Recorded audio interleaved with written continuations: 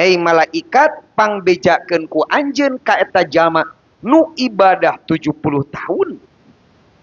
Alus ibadah nage selama 70 tahun. Wartoskeun ku anjeun bahwa sanajan anjeun ibadah layali kubihi dukhulal jannah, teu pantes teu layak anjeun asup ka surga. Komo nu tara naon? Ibadah. Singkat cerita, malaikat berangkat ngadugikeun kabar eta ka eta hiji hamba anu ahli ibadah. Anjeunna ngawaler qalal abid nahnu khuliqna lil ibadah bagi lana an na'budah.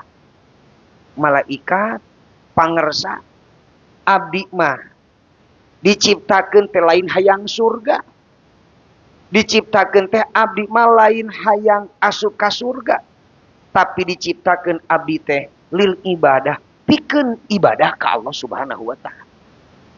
Da surga mah eta mah buruh ti Allah. Abdi mah teu bisa maksa supaya asup ka surga. Ngan khuliqna lil ibadah, paingan pantes wa ma khalaqatul jinna wal insa illa liya budun. Karena pikeun ibadah, lain pikeun surga.